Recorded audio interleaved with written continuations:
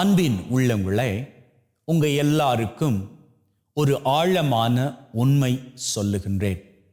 பாவ சங்கீர்த்தனம் குறித்த ஒரு உண்மை. பாவ சங்கீர்த்தனம் எடுப்பதற்கு இன்னைக்கு அநேகருக்கு பயம். எதனால் தெரியுமா?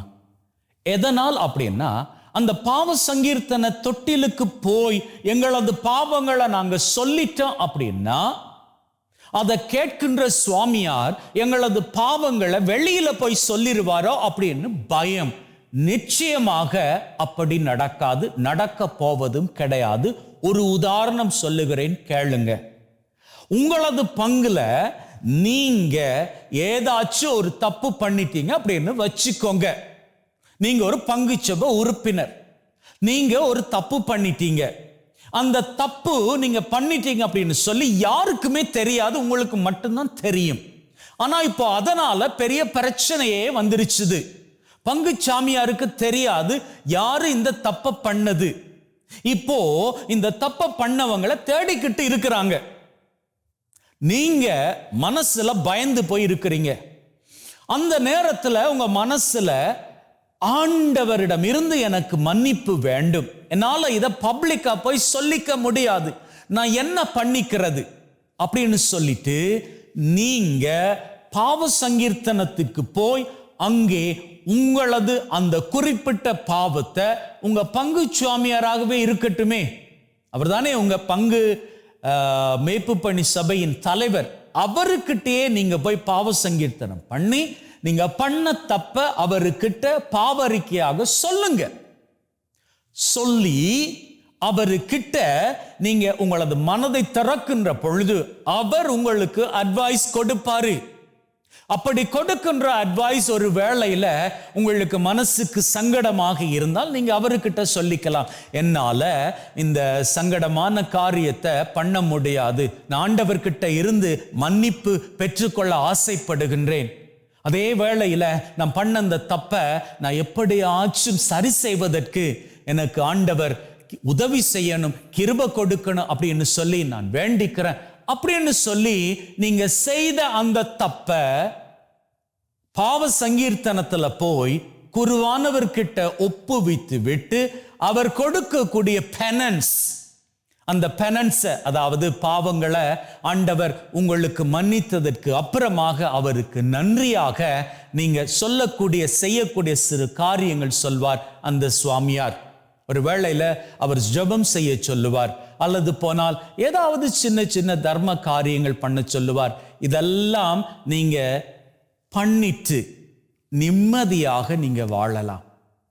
நான் உங்களுக்கு சொல்றேன், இதை நீங்க அந்த பாவ சங்கீர்த்தன தொட்டில உங்க பங்கு சுவாமியார்ட்ட சொல்லிட்டீங்க என்பதற்காக அந்த காரியத்தை அவர் வெளியில போய் சொல்வார் அப்படின்னு ஒருபோது நினைக்காதீங்க. ஏன்னா அதை அவரால் செய்ய முடியாது.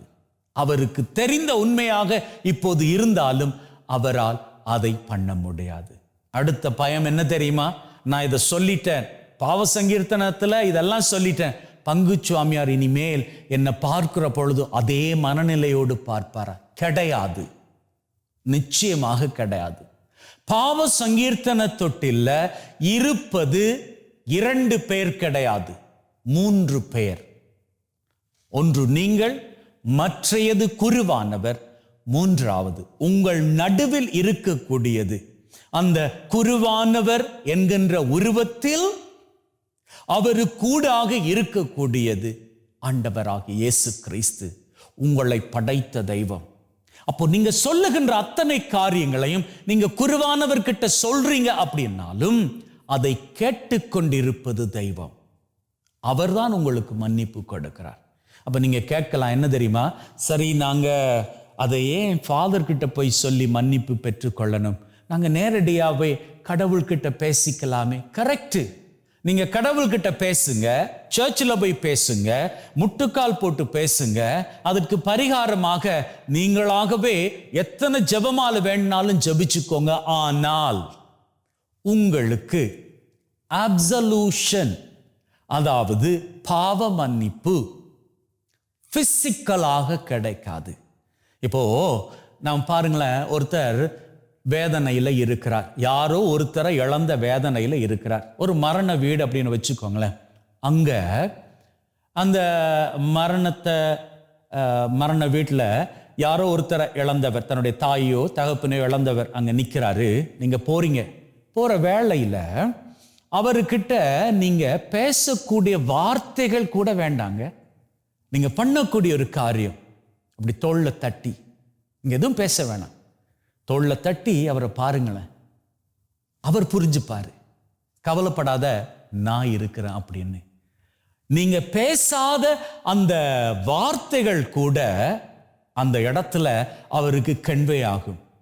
நீங்க என்னத்தை பேசுறீங்க அப்படின்னு சொல்லி. நீங்க பேசல, அவரை தோளை தொட்டு அப்படி தட்டிட்டு அவரை பார்க்கிறீங்க, அவ்வளவுதான்.